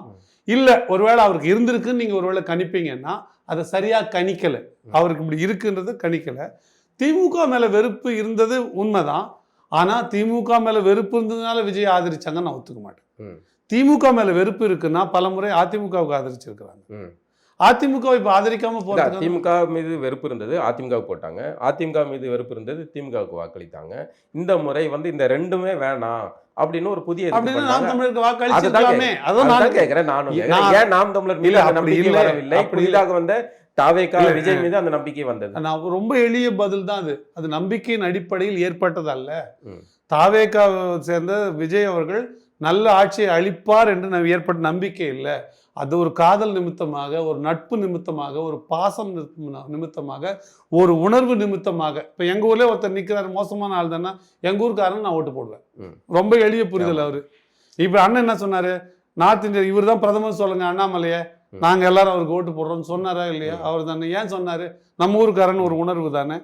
அப்போ அந்த உணர்வின் அடிப்படையில் அப்படி ஒரு உணர்வு திரைக்கவர்ச்சியில் இருக்கிற எல்லாருக்கும் இருக்குது. அது ஆண்களுக்கு இருந்திருக்கு, பெண்களுக்கு இருந்திருக்கு, சிறுவர்களுக்கு இருந்திருக்கு. சிறுவர்கள் அதன் மூலமாக செலுத்திய ஒரு அழுத்தத்தினால பெற்றோர்களும் போட்டாங்க. அப்படிதான் பெருவாரியா நம்ம பார்க்கணும். ஒரு நீதிபதியே போட்டேன்றார், பேரம்பேத்தி சொல்லிச்சுன்னு. நான் ஒரு நீதிபதி சொல்றாரு, என் பேரை ரொம்ப தொந்தரவு பண்ணாம்பா. நான் வந்து இங்கே இப்போ நான் மளிகை கடை வாங்குற அண்ணாச்சி வந்து அவர் பொண்ணு சொல்லிச்சின்னு, 8 வயசு பொண்ணு சொல்லிச்சின்னு அவர் போட்டேன் அப்படின்னாரு, விசிலுக்கு போட்டேன்ப்பா அப்படின்னாரு. நான் அதுக்கே வந்து என்னென்ன ஒரு குழந்தை சொல்லிச்சின்னு போட்டேன், நீதிபதிக்கு வரைக்கும் நீதிபதியே சொன்னார், ஒரு நீதிபதியே சொன்னார். அப்போ நான் எந்த பார்வையில் நான் பாருங்கன்னா, இவர்களுக்கெல்லாம் ஜனநாயகத்தை பற்றி என்ன புரிதல் இருக்கிறது? அதுதான் அண்ணன் சில சமயம் சில மோசமான வார்த்தைகளை வச்சு கூட விளாசி தள்ளுறாரு இந்த மாதிரி விஷயங்களுக்கெல்லாம். அப்போ என்ன இவர்களுக்கெல்லாம் ஜனநாயகம்னா என்னன்னு தெரியல. இவர்களுக்கு மத்தியில் தான் ஜனநாயகம் சொல்லிக் கொடுக்க வேண்டிய தேவையே இருக்குது. அதை நாம் தமிழர் கட்சி செய்துன்னு தான் நான் பார்க்குறேன். சரி, அந்த மே 4க்கு அப்புறம் வந்து இந்த ஆட்சி ஒரு மாதம் நடந்திருக்குல்ல, என்ன இதை பார்க்கும்போது என்ன தோணுது? இன்னொரு விளம்பர மாடல் அரசு, அவ்வளோதான். இப்போ நான் சொல்ல பாருங்க, உங்களை சோலையில் நான் வருகிற நாட்கள் உங்களை சோலை வனத்தில் வைப்பேன் நான் சொல்லிடுறேன். கேட்கும்போது நல்லா இருக்கு, அது நீங்கள் இப்போ சொல்லும்போது நல்லா இருக்கு. ஆனால் சோலை வனத்தில் வைக்கிறதுக்கு என்ன பண்ணணும்? சோலை உருவாக்கணும். சோலை நாளை உருவாயிடுமா? அதற்கு எவ்வளோ பெரிய முன்னெடுப்பு செய்யணும், அதை செய்ய முடியுமா இருக்கிறதுக்கு அதுக்கு இடம் தேடல் இருக்குது. அதில் இன்னும் மரம் நட்டு வளர்த்து சோலையாக மாத்திர வேலை இருக்குது. அது எவ்வளோ நாள் ஆகும்? இவங்க எல்லாருமே ஊடகத்துக்கு வரா மாதிரி தான் போடுறாங்க. அந்த அமைச்சர் போய் அங்கே பார்வையிடுறாரு, இந்து அறநிலைத்துறை அமைச்சர் அவர் போய் கேட்குறாரு, அந்த லஞ்சம் கேட்ட ஐயரை மட்டும் மன்னிச்சிடறாரு, மற்றவங்க மேலே நடவடிக்கை எடுக்கிறாரு. இதெல்லாம் என்ன? இப்போ ஒரு இடத்துல போய் இப்படி பார்த்துட்டாங்க, என்ன நிகழ்ந்து விட போகுது? அதனால என்ன அரசியல் மாற்றம் வந்துட போகுது? நீங்கள் ஒரு பக்கம் எப்படி வச்சுக்கோங்க, இன்னொரு பக்கம் எவ்வளோ பெரிய மின்வெட்டு இருக்குது. இன்னைக்கு 10 ஆண்டுகளுக்கு முன்னாடி 15 ஆண்டுகளுக்கு முன்னாடி திமுக இருந்தப்போ பெரிய மின்வெட்டு இருந்தது. 3-4 மணி நேரம் தொடர் மின்வெட்டு இருக்கும். அதே மின்வெட்டு இப்போ நிகழ்வு. அதை என்ன சொல்கிறாங்கன்னா, ஆட்சி மாற்றம், விஜயோடைய ஆட்சி பிடிக்காத மின் அந்த துறையில் வேற ஆட்கள் இருந்து இந்த மாதிரி வேலைகளை செய்கிறாங்க. எல்லா துறையிலும் நாளைக்கு காவல்துறையில் இதே சொல்லுவீங்க. அப்புறம் இல்ல, ஆனா வந்து யதார்த்தமா பார்க்கும்போது அப்படிதான் இருக்கு. அப்படி இல்லை, மே 4ஆம் தேதிக்கு அப்புறம் தான் இந்த மின்வெட்டை நானுமே அனுபவிக்கிறேன். எங்க பகுதியிலேயே மின்வெட்டு ஆகாது. ஆனா வந்து இப்போ அதிக அளவுல ஆகுது. தேர்தல் நேரத்துல நீங்க எந்த ஒரு சின்ன கிராமத்துல கூட மின்வெட்டு வராதுங்க. சாலை சரியா இருக்கும். எப்படி நிகழ்து சொல்லுங்க, எப்படி நிகழ்து நீங்க சொல்லுங்க. எல்லா இடத்துலயும் சாலை போடப்படுதா? எல்லா இடத்துலயும் இப்போ லஞ்சம் வாங்க வேலை நடக்குதா? ஏன் அந்த தேர்தல் ஒரு மாதத்துல அது வந்து கிளைமேட்டை உருவாக்கி மக்களை வந்து மறக்க வைக்கிறது. ஆனா தேர்தல் முடிஞ்ச பிறகு இந்த தேவையில்லை. இப்ப நீங்க இந்த ஒரு நெருக்கடி நிலைமை, மின் பற்றாக்குறை இருக்கு, டிரான்ஸ்ஃபார்மர் இல்லை, நிறைய இடங்கள்ல டிரான்ஸ்ஃபார்மர் பிரச்சனை இருக்கு. இதையெல்லாம் 4ஆம் தேதிக்கு முன்னாடி எப்படி சமாளிச்சாங்க? சமாளிச்சிருக்கணும். எப்படியோ ஒரு முறை இருக்குல்ல. 4ஆம் தேதி 12 மணி ஆயிடுச்சுங்க, தேர்தல் ரிசல்ட் வந்துச்சுங்க, இனிமேல் டிரான்ஸ்ஃபார்மர் வேலை செய்யாதுங்க. அப்படியா? அப்படி இல்ல. இனி இந்த நிமிஷம் முடிஞ்சிச்சுங்க, இனிமேல் மின் உற்பத்தி ஆகாதுங்க. அப்படியா? அப்படி இல்ல. அப்ப இது எப்படி நிகழுது? அதான் சந்தேகமா இருக்கு. எப்படி நிகழுதுன்னா இதற்கான தேவை, இதற்கான பண அளிப்பு, இதற்கான கொள்முதல், இதனால விநியோகம், இது எல்லாத்துலயுமே ஒரு தொடர்ச்சியான ரொம்ப நெருக்கமான ஃபாலோ அப் தேவைப்படுது. அதை செய்வதற்கு போதுமான அனுபவம் மினிஸ்டருக்கு இல்லை, அமைச்சருக்கு இல்லை. அதை யார் செய்வா? அமைச்சர் ஒன்றும் செய்ய போறது இல்லை. உலகத்துல எந்த ஊர்லயும் அமைச்சர் செய்ய முடியாது. அமைச்சர் துறை செயலாளர்களை செய்ய வைப்பார். துறை செயலாளர் அவருக்கு கீழே இருக்கிற செயலாளர்களை செய்ய வைப்பாங்க. அதுக்கு இருக்கிற ஏஇடிஇ மற்ற யாருக்கெல்லாம் அவங்களாம் செய்ய வைப்பாங்க. கொள்முதல் எப்படி பண்ணணும், அதற்கான வழி ஏற்பட எமர்ஜென்சி ஃபண்ட்லேருந்து கூட அது பணம் கொடுத்து ஏன்னா இன்னும் 1 மாத காலம் நீங்கள் மக்களை வந்து இதுபடுத்தணும். ஆனால் எந்த புரிதலும் இல்லை, இந்த கவலையும் கூட இல்லை. ஏன்னா ஜெயிச்சுட்டாங்க. அப்போ நீங்கள் சொல்கிறது அப்படிதான் சரிதான்னா, இந்த அங்கங்கே போய் ஃபோட்டோ போடுற இந்த அமைச்சர்கள் ஏன் இதை சரி பண்ணலை? பியூஸ் கேரியரை பிடுங்கிட்டாங்க அப்படின்னு சொல்லி மின்சாரத்துறை அமைச்சர் பேசியிருக்கிறாரு. விஷமிகள் எத்தனை இடத்துல ஃபியூஸ் கேரியர் கடந்த ஆட்சியில் அணில் ஏறிச்சு. இல்லை, நீங்கள் வச்சுக்கோங்க, ஒரு ஊர்லேயும் 10 இடங்கள்ல நகரமாக பகுதியிலலாம் சாதாரணமாக ஒரு பகுதியில் 10-15 டிரான்ஸ்ஃபார்மர் இருக்கும். எத்தனை ஃபியூஸ் கேரியர் இருக்கும்? அதை பிடுங்கிறதுக்கு எத்தனை பேர் போகணும்? அப்போ இது என்ன பதில் இது? அப்போ எதை வேணா சொன்னால் கேட்டுப்பாங்கிறதுக்கு பேச. அப்போ இது நிர்வாக குறை. ஆனால் இதை சரி பண்ண முடியல, இவங்க வேணுன்ட்டே பண்ணுறாங்கன்னு இப்போ நான் சொல்ல மாட்டேன். இவர்களுக்கு இப்போதைக்கு தெரியல. இவர்களுக்கு இன்னும் சொல்கிறேன், ஊழல் பண்ண கூட இன்னும் தெரியல. இனிமே தெரிய வரும். அதுக்கு வந்து வெளியில ஆள்கள் பிதாமகன் இருக்காரு ஏற்கனவே. அங்க ஒரு பிதாமகன் உயர்ந்த மனிதன் ஒருத்தர் இருக்காரு, அனுபவம் வாய்ந்தவர் இருக்காரு. அவர் ஒரே எண்ணில் எப்படி 2-3 லாட்டரி சீட்டை எடுத்து அடிச்சு எப்படி பணம் சம்பாதிக்குன்னு தெரிஞ்சவர். அது ஒரு பிதாமகன் இருக்காரு, அவர் சொல்லிக் கொடுப்பாரு. ஆனா கத்துக்கிற அளவுக்கு திறமை வேணும்ல. இப்போ சமீபத்தில் நான் சீமான் அவர்களும் கலந்துக்கிட்ட அந்த கூட்டத்துக்கு போயிருப்பீங்கன்னு நினைக்கிறேன். போயிருக்கேன். ஆமாம், அந்த இதில் நிறைய விஷயங்கள் பேசினாரு. ஒரே ஒரு விஷயம் வந்து காங்கிரஸ் குறித்து அவர் பேசுகிறாரு. திமுக முதுகில் காங்கிரஸ் குத்திடுச்சு அப்படின்னு ஒரு திமுகவுடைய குரலாக வந்து காங்கிரஸ் மீது பாய்ந்தது அளவுக்கு தேவையா? அப்படிங்கிற ஒரு குற்றச்சாட்டு. இப்ப நீங்க காங்கிரஸ் இப்படி நடந்து கொள்ளுது. இப்ப நமக்கு காங்கிரஸ் ஒழிக்கப்படணும், திமுக ஒழிக்கப்படணும், சரிதானே? அதுல மாற்று கருத்து இல்லைல்ல. திமுக காரனுடைய வழி எதுக்கு வந்து சீமான் பேசணும் அப்படிங்கிற கேள்வி. இப்போ காங்கிரஸ் ஒரு இழிவான செயலில் ஈடுபட்டுருச்சு இல்லைங்களா? திமுகவோட வாக்கு வங்கியிலிருந்து வெற்றி பெற்று அதை தாவேக்காக்கு விற்றது தான். அதுக்கு அமைச்சருக்காக பதவிக்காக விற்றது, இல்லை வேறு சில காரணங்களுக்காக விற்றது. அது வாங்கிய இடம் திமுக வாக்கு வங்கி, விற்ற இடம் தாவேக்கா அரசுக்கு, தாவேக்காக விற்றது. இது யாரோட, இது பிழையா இல்லையா? அடிப்படை இது சூழல் கருதி எடுக்கப்படுற முடிவு. இது எப்படி வேணா எடுத்துக்கலாம். ஒரு கொலைகாரர் கொலை பண்ணிடுறாரு, இல்ல ஜனநாயகபூர்வமாக மக்கள் ஒரு கட்சியை தேர்வு பண்ணியிருக்காங்க, பெரும்பான்மை கிடைக்கல, ஒரு பார்டர்ல தோல்வியில இருக்கு. அப்போ ஆட்சி அமைக்கிறதுக்கு மற்றவர்கள் வெளியில இருந்து ஆட்சி மீண்டும் ஒரு தேர்தல் வெளியில இருந்து கொடுக்கலாமே.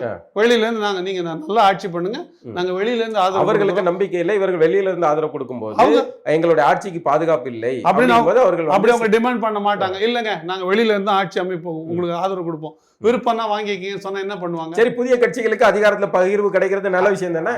அது வேறு பார்வை. அது நான் என்ன கேட்கறேன்னா, நீங்க என்ன சொல்லி வென்றீர்கள், அது முரணா, அது அரணா முரணா நீங்க சொல்லுங்க. அப்ப நாங்க இந்த கட்சியான நிகழ்வு எதுவுமே வந்து நடந்ததே இல்லையா? நிகழ்ந்ததுனால இப்ப வந்து பாஜகவுக்கு இதுக்கு முன்னாடி கொலை நிகழ்ந்திருக்கு, ஆனால் இன்றைக்கு கொலை அப்படி இல்லைன்னா நீங்க வந்து பாஜகவை அதிமுக வந்து ஜெயலலிதா அவர்கள் வந்து ஆட்சி, அதுவும் தவறு தான் நான் சொல்றேன். அதுவும் தவறு தான் நான் சொல்றேன். இப்ப நான் இப்படி சொல்றேன் பாருங்க, சூழல் கருதி ஒரு முடிவு எடுக்கிறாங்க. நான் இப்படி சொல்றேன் பாருங்க. உங்களுக்கு வந்து ஜனநாயகத்து மேல பெரிய மாண்பு இருக்கு, நம்பிக்கை இருக்கு.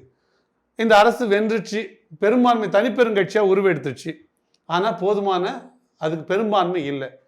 பெரும்பான்மை கொடுப்பதனால ஒரு தேர்தலை தவிர்க்கலாம், பல ஆயிரம் கோடி ரூபாய் செலவை தவிர்க்கலாம் அப்படின்னு உங்க நோக்கமா இருந்தா நீங்க ஆதரவு கொடுங்க. நீங்க வெளிப்படையா சொல்லுங்க, இந்த ஆட்சி அமைவதற்கு நாங்க எங்களோட ஆதரவு கொடுக்குறோம், நீங்க ஆட்சி நடத்துங்க. ஆனா தவறுனா நாங்க தட்டி கேட்போம். அப்படிதான் ஒரு சரியான ஜனநாயக தேர்வா இருக்க முடியும். இல்லைங்க நாங்க உங்க கூடயே வந்துடுறோம்னா அவங்க அடிக்கிற கொள்ளைக்கு நீங்க உடந்த, அவங்க செய்கிற தவறுக்கு நீங்க ஏன் வலிந்து போய், ஏன் கம்யூனிஸ்டுகள் தோழர்கள் இருக்காங்க, அவர்களும் தான் தோழர்கள் ஆதரவு தானே கொடுக்குறாங்க, அவங்க ஆட்சியில பங்கு இல்லையே. அதான் அப்படி வாங்கன்ற நான் அப்படி கூட வாங்க நீங்க ஆட்சியில். அதுதான் நானும் சொல்றேன். ஏன்னா அந்த லிவர் அதுதான் ஜனநாயகம் நான் சொல்றேன். நீங்க நம்ம காங்கிரஸ் பத்தி தானே பேசுறோம்.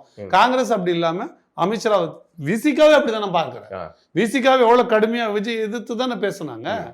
விஜய் எப்போதும் ஒரு ஆதரவு குறை நீட்டினே இந்த காங்கிரஸுக்கும் குழந்தைலாம் வந்து திரும்ப அவர்கள் பேசிட்டாரு. அப்புறம் எப்படி மாறுறாரு, எப்படி எந்த நோக்கத்துக்காக போறாரு, அதோட நிலைப்பாடு என்ன, முந்தி பேசி வார்த்தையோட கனம் என்ன, இன்றைக்கு பேசுகிற வார்த்தையோட உறுதித்தன்மை என்ன, அது நம்பகத்தன்மை என்ன, நிறைய கேள்விகள். இந்த புனிதத்தன்மை எப்படி சாத்தியம்னு நினைக்கிறீங்க? இப்போ எல்லா கட்சிகளிலும் இருந்துமே திமுகவுடைய வாக்குகள் அப்படி இருந்தாலும் விசிகாவுடைய வாக்குகள் திமுகவுக்கு வந்து கூட்டணிங்கிற முறையே இந்த அடிப்படை ஜனநாயகத்துக்கு. அப்ப குதிரை பேரம் நீங்க சரின்னு சொல்லுங்க, குதிரை பேரம் பேசாதீங்க, அதை நீங்க வந்து ஜனநாயக பேரம் பேசிக்கிங்க.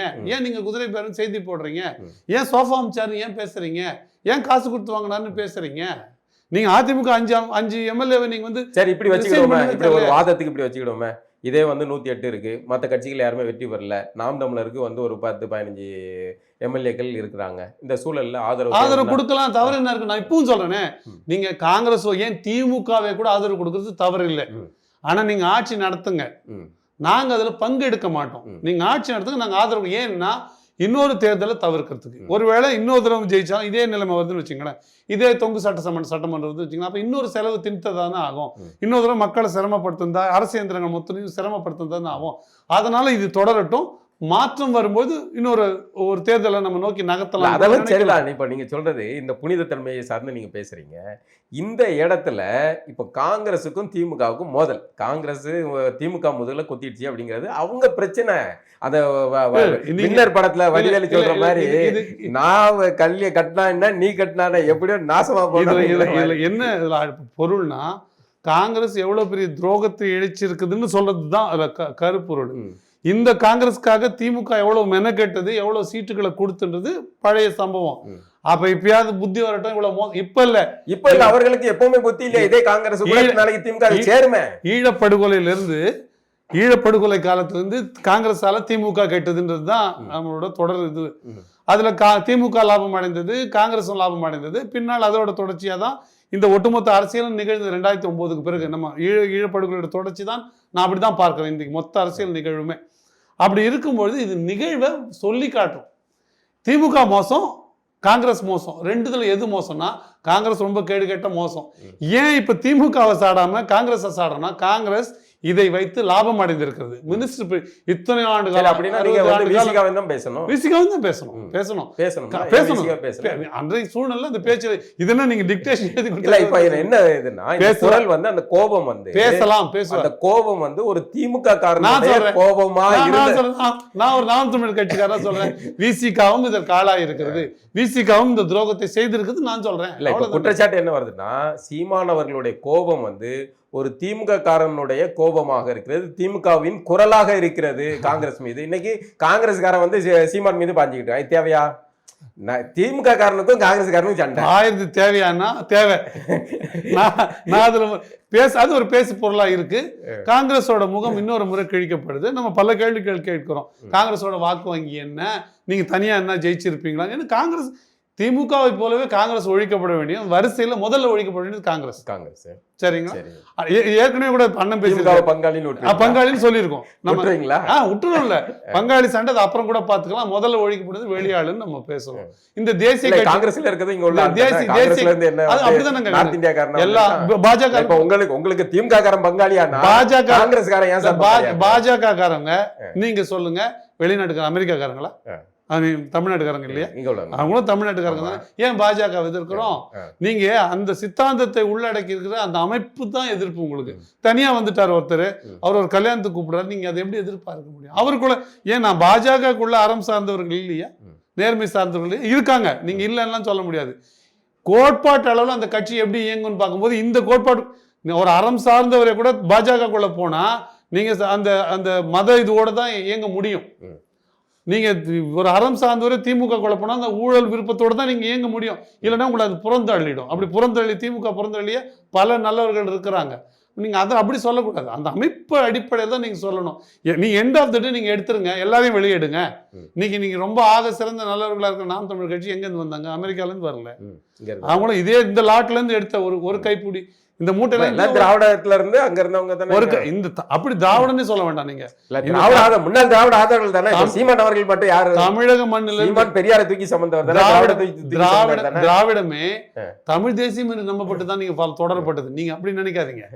தமிழ் தேசியம் என்று நம்பப்பட்டு தான் தோணுது. ஆனா வேறு சிலருக்கு சில லாபங்களுக்காக திராவிடம் என்று வச்சுக்கொள்வது வசதியா இருந்தது. அப்படி வைத்துக் கொள்வது மூலமா பல முரண்களை தவிர்க்க முடிஞ்சது. வேறு வேறு மொழி சார்ந்தவர்கள் இயங்கும் போது அதை தவிர்க்கிறதுக்கு ஒரு பொது பேரா அதை வச்சுக்க முடியும். ஆனா என்னைக்கும் ஒரு நாள் கருணாநிதி தமிழர்களே என்னை வீசி கடலில் போடுங்கள், நான் கட்டுமரமாக மிதிப்பேன் தமிழர்கள் தான் சொன்னார்களே தவிர திராவிடர்களேன்னு சொல்லல. அப்ப திராவிட குரல்ல பேசும்பொழுதும் அது தமிழ் தேசியமா தான் ரொம்ப நாளா கருதப்பட்டது. நீங்க 2009 இனப்படுகொலை இருப்பதுதான் அப்பதான் விழிக்கிறாங்க.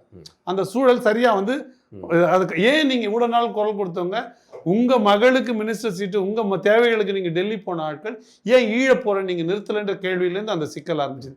ஏன் காலையில 9 மணிக்கு ஆரம்பிச்சு 11 மணிக்கு உண்ணாவிரதம் முடிச்சிங்கன்ற கேள்வியோட இருக்கு. அப்ப நீங்க அப்பதான் திராவிடரா தமிழரா, நீங்க யாரு உண்மையிலே நீங்க தமிழர் தானன்ற ஆராய்ச்சியை 2009 இல்ல. வைகோவை எப்படி நம்ம பார்த்தோம்? எப்படி பார்த்தோம்? அவர் திராவிடரா போது தமிழரா தான் பார்த்தோம். குளத்தூர் மணி இந்த கோணமே வரல. அப்போ அதான் சொல்றேன், திராவிடமா நம்பப்படல. தமிழ் தேசியம் முக்கிய கூறு, அதுல தமிழ் தேசியம் முன்னணி கூறு, அதுல அதற்குள்ளதான் கம்யூனிசமும் அதற்குள்ளதான் இந்த சமூக நீதியும் அடுத்தடுத்த படிநிலையில் இருக்கிறது. மாற்று மொழியாளர்களை அனுசரிக்கிறது, அவர்களுக்கான உரிமை கொடுக்கணும், அடுத்தடுத்த படிநிலையை கருதப்படுது. ஆனா கிரீடமா தலையாயதா இருந்தது தமிழ் தேசியம் என்று நம்ம எப்பயுமே ஓட்டுக்கணும். தமிழர்கள் என்ன கேட்டாங்க? இப்பயாவது திராவிட மாடல் அரசுன்னு 5 வருஷம் ஸ்டாலின் அவர்கள் சொன்னார். ஒருபோதும் திமுக அதற்கு முன்னே திராவிட மாடல் அரசு திராவிட கோட்பாடுன்னு சொன்னதில்லை. அச்சம் என்பது மடமையிட, அஞ்சாமல் திராவிடர் உடமையிடன்னு எம்ஜிஆர் பேசின பாட்டு பாடினா கூட கேட்கும்போது தமிழர்களையும் தான் பேசினார், தமிழ்நாடுன்னு தான் பேசினாரு. நீங்க அப்ப அந்த அடிப்படையில் தானே நீங்க திராவிடம்ன்ற கோட்பாடுக்கு 2009க்கு முன்ன இருந்த புரிதல் வேற, 2009க்கு பிறகு இருக்கிற புரிதல் வேற. எல்லாருமே அப்படிதான் நம்பினாங்க. அதை தான் நீங்க பார்க்கணும். ஆனா இப்பவும் சொல்றேன், இப்பவும் தமிழை நிராகரித்து விட்டு திராவிட கோட்பாடு நகர முடியாது. தமிழ் தேசியம் தமிழ் தேசியர்களுக்கு மட்டும்தான் அப்படின்ற இடம் உண்மையில அப்படி இல்லை. ஆனா அந்த எண்ணத்தை உருவாக்கிய தவறியது அது ஒரு பிழைதான். பெருமொழியினருக்கு ஒரு அச்சத்தை, ஆமா, ஒரு பிழைதான். அது பிழைதான்னு நான் கருதுறேன். இப்ப எனக்கு நான் நிறைய படித்து புரிஞ்சுக்கிட்டு அரசியல் களமாடி சமூக சிக்கல்களை தெரிந்த விதத்துல இல்ல, இது இப்படி இல்ல, இது எல்லாரையும் யாருமே தமிழ் தேசியரே நினைச்சாலும் இன்னொருத்தரை வெறுத்துட்டு புறந்தள்ளிட்டு நகராது. அது அறிவியல் இல்லை. இன்று உலக நாகரீகமே இடப்பெயர்களால் ஏற்பட்டது, கலப்புகளால் ஏற்பட்டது. வேறு மனிதனும் இன்னொரு மனிதனும் வேறு கலப்பு ஏற்படும் போது ஒரு மனிதன் ஒரு இடத்துல இருந்து இன்னொரு இடம் நகரும் போது தான் நாகரீகமே ஏற்பட்டது. அப்ப அது இல்லாம இது நகராது. அது இல்லாம என்ன முடியாது. தமிழ் தேசியத்தோட அடிப்படை கூறுனா தமிழர்களுக்கு ஒரு நிலம் ஆடுறதுக்கு, தமிழர் உரிமையில பேசுறதுக்கு ஒரு இடம், தமிழர் அரசியலா தமிழர் நிலமா அதை விட்டுடுங்க, மற்ற எல்லாரும் வாங்க. ஆந்திராவில் எப்படி தெலுங்கர்களோ மலையாளிகள் எப்படி கேரளாவில் அது போல வாழ்வோன்றதுதான் கோட்பாடு. ஆனா அதுக்குள்ள இந்த இன்க்ளூசிவ்னஸ், எல்லோரையும் அரவணைக்கிறத விளம்பரப்படுத்தாம போயிடுச்சு நாம் தமிழர். இப்பவும் கூட நிறைய பேர் நினைக்கிறாங்க அதுல பயணிக்கிறவங்க அப்படி சொல்லிட்டா, அப்படி பேசிட்டா நாம் தமிழர் கட்சி வந்து அந்த தமிழ் தேசிய தன்மை இழந்துடுமோ, இல்ல அதனால வந்து எதிர்ப்புகளை சம்பாதிச்சிடுமோ, அதனால நாம் தமிழர் கோட்பாடு அளவுல பாதிக்கும். நிறைய பேர் நான் பார்க்குறேன் யூடியூபர்ஸ் இது தமிழ் தேசிய கோட்பாடு வரும்போதெல்லாம் மாற்று மொழியாளர்களை குறை பேசுறது ஒரு இதுவா வச்சுக்கிறாங்க. மாற்று மொழியாளர்களை குறை இருந்தா குறையா பேசுவோம், குறையா பேசுவோம் தனிநபர்களுடைய. ஆமா, அதை மாற்று மொழியாளர்கள் அடையாளப்படுத்தும் போது எல்லா மாற்று மொழியாளர்களுக்கும் ஒரு சுருக்குன்னு ஒரு உணர்வு வந்துடுது. அது வந்து தங்களை வேறுபடுத்திக்கிறது முயற்சி பண்ணுறது. உண்மையிலேயே தமிழை அதிகமா நேசிக்கிற சேட்டுங்களை நான் பார்த்துருக்கிறேன். ஒரு அம்மாலாம் பேசினா நீங்க காது குளிந்துரும் தமிழ் பேசினா, அந்த மாதிரி சௌராஷ்டிரா. நீங்க சொன்னீங்கல்ல அந்த பிழை இருக்கானா, அந்த பிழையை பல மாற்று மொழியாளர்கள் செய்கிறார்கள். அவங்க அடையாளமாவே நாம வேற இல்ல அறவோடு அவங்க வந்து தமிழர்களு, நம்ம தெலுங்குன்னு பேசுற ஆட்கள் இருக்கிறாங்க. அந்த போன்ற ஆட்களை வந்து பிழையான்னு கேட்டீங்கன்னா பிழைதான். இல்ல அதுவும் கூட அவர்கள் வந்து தங்களை தெலுங்கர்னு சொல்றது தவறு இல்ல நான் அப்படி சொல்லல. நீங்க தங்களை தெலுங்கர்னு சொல்லிக்கல, நீங்க அவங்க தமிழர் நம்ம நீங்க வேறுபடுத்துற தேவை எங்கிருந்து வந்தது?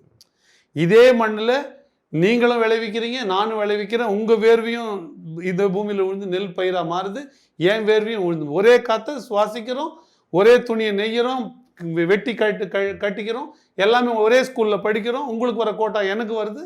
அப்போ நீங்கள் அப்படி எப்படி சொல்ல முடியும்? அப்போ நீங்கள் அந்த வேறுபடுத்துறது, நாம யார், நான் செட்டியார் முதலியார்னு ஒரு வித்தியாசம் இருக்குல்ல தமிழர்களுக்குள்ளேயே, அந்த வித்தியாசம் வேற, நீங்கள் வேறேன்னு பிரிக்கிறது. அப்படி பிரித்தால், அப்படி பிரிக்கிறவர்கள் தவறு. ஆனால் அப்படி பிரிக்கிற ஆட்களை வைத்துக்கொண்டு உண்மையாக இருக்கிற ஆட்களையும் நீங்கள் வந்து காயப்படுத்திடும் போது என்ன ஆகுதுன்னா ஒரு அச்ச உணர்வு வந்தது.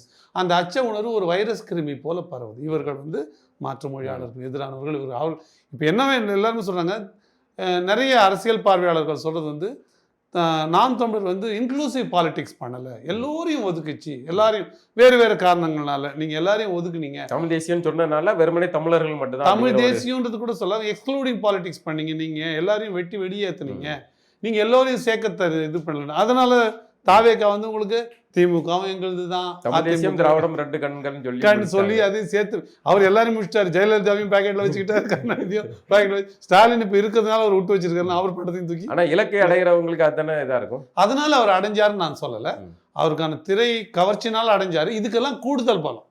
அவர் கான்ட்ரவர்சிக்குள்ள போய் மாட்டிக்கல, ஏன்னா அவருக்கு கோட்பாடு இல்லை, அவர் கொள்கை இல்லை. அவர் சொல்லு நீங்க ஏதாவது ஒரு கோட்பாடு எடுத்து நீங்க சொல்லிட்டீங்கன்னா நீங்க முரண்பட்டே தீர்வீங்க.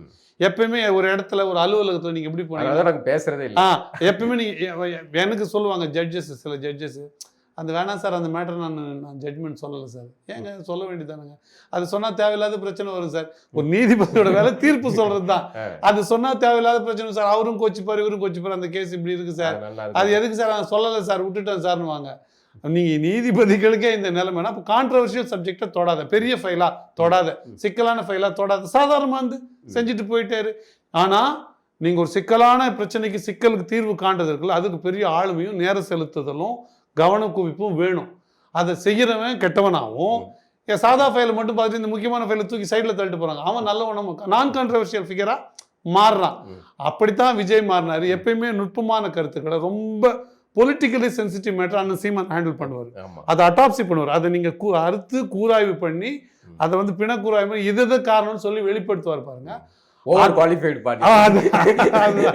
அவரோட சிந்தனை 10ஆம் கிளாஸ் போதும்பா, நீ எம்ஏ பாஸ்பா அப்படி அப்ப பண்ணும்போது என்னன்னா அவர் வந்து பல பேருக்கு நீங்க அவர் மண்ணல் பத்தி பேசுறாருன்னா எல்லா மண் வியாபாரிக்கும் வீடு கட்டுறவனு கூட பயம் வந்தது. இவர் என்னப்பா வீடு கட்டுற மண் நிறுத்திட்டு வரோம், கல்லை பற்றி பேசினா இவர் வீடு கட்டுறதுக்கு கல் எல்லாம் பண்ணிட்டு அவர் ஃபேக்ட்ரி இது பற்றியா ஃபேக்ட்ரியில் வேலை இல்லாத பண்ணிட்டு பாரு, இப்படி நெகட்டிவாகவே அது பேசப்பட்டது. அப்படி பேசுவதை வந்து பெரிய பரப்புரையாக செய்ய வேண்டிய தேவை கார்ப்பரேட் நிறுவனங்களுக்கும் அரசியல்வாதிகளுக்கும் தேவைப்பட்டது. அதை செய்தார்கள், அதில் வெற்றி அடைந்தார்கள் தான் நான் பார்க்குறேன். சீமான் அவர்கள் வந்து தோல்வி அடைகிறதுங்கிறது வேறு, தோற்கடிக்கப்படுவது அப்படிங்கிறது வேறு. இந்த ரெண்டில் எது நடந்திருக்கும்னு நினைக்கிறேன். ஏன்னா நிறைய பேர் வந்து இதுக்கு முன்னாடி இவிஎம் சதி இருக்கலாம் அப்படிங்கிற ஒரு கோணத்தை வர வைக்கிறாங்க. தோற்கடிக்கப்பட்டார் அப்படின்றதுல நான் நம்புகிறேன். ஆனால் அந்த இவிஎம் சதியெல்லாம் வந்து உங்களுக்கு நீங்கள் அப்படி சொன்னீங்கன்னா அது எடுபடவே படாது. ஏன்னா அது ஒரு கான்ஸ்பைரசி தியரி. கான்ஸ்பைரசினா அப்படி நிகழ்ந்திருக்கலாம், நிகழாமலும் இருந்திருக்கலாம், நிகழ்வதற்கு ஒரு வாய்ப்பு இருக்கலாம், இல்லை அப்படி ஒரு வாய்ப்பே இல்லை, எந்த பக்கம் வேணா அதை பேச முடியும். அப்படி நீங்கள் பேசுவதன் மூலமாக அரசியல் வெளியில் இன்னொரு கேள்வி பொருளாக தான் மாறுவீங்க. அதை ஏன் உங்களால் நிகழ்த்திக்க முடியல, அந்த கேள்வி வந்துடும்ல. ஏன் அந்த இவிஎம் எப்பவுமே எது தரப்புக்கு வேலை செய்யுது, உங்களுக்கு ஏன் வேலை செய்யலை அப்படின்ற கேள்வியோடு சேர்ந்து நீங்க அதிகாரத்தின் தரப்போட அனுசரிச்சு போயிருந்தீங்கன்னா உங்களுக்கு நடக்கும். அனுசரித்து கூட போய் வந்துட்டு நீங்கள் பண்ணுங்க என்ன நினச்சது பண்ணுங்க அப்படி கூட ஒரு கேள்வி, அப்படி கூட ஒரு பார்வை வரும்ல. அப்படி தான் போங்க. எனக்கே சொல்கிறவங்க நிறைய பேர் நீங்கள் இதெல்லாம் பேசாதீங்கப்பா, இந்த மாதிரி வியாக்கியானெல்லாம் பேசாதீங்க, உங்களுக்கு இது தானே செய்யணும், உங்களுக்கு மலைகளை காப்பாற்றணும்ல, ஆறுகளை காப்பாற்றணும், இலக்கு தானே அடையணும். ஆமாம், இதெல்லாம் பேசாதீங்கப்பா, உங்களுக்கு தமிழர் ஆட்சி தானே, இதை பேசாதீங்கப்பா, நீங்கள் சாதாரண அரசியல் பேசுங்கப்பா, எல்லாரையும் போங்க வாக்கு வாங்குங்க, ஜெயிச்ச பிறகு நீங்கள் நினச்சது பண்ணிட்டு போங்கப்பா அப்படின்னும் அப்படி என்று அறிவுரை சொல்கிற ஆட்களையும் நான் பார்க்குறேன். அது அவர்களுடைய பார்வை. இவிஎம் பற்றி நான் எப்பயுமே அதை பேச நான் விரும்பலை. ஏன்னா ஒரு கருவிக்குள்ள ஒரு விஷயத்தை பதிவு செய்ய முடியும்னா பதிவு செய்ததை மாற்றவும் முடியும், பதிவு செய்ததை அழிக்க முடியும்னா புதுசாக அதில் ஒரு பதிவேற்றமும் செய்ய முடியும். அதுக்கு எல்லா அறிவியல் கூறுக்கு நிறைய ஆராய்ச்சி மொழிகள் இருக்கு. அது சாமானியனுக்கு வேணா ஒரு புரியாமல் இருக்கலாம். அப்போ இப்படி தான் அது நடக்கும்னா அதுக்கு வாய்ப்பு இருக்குது. ஆனால் அது செய்தார்களாம் நீங்கள் எப்படி நிரூபிப்பீங்க?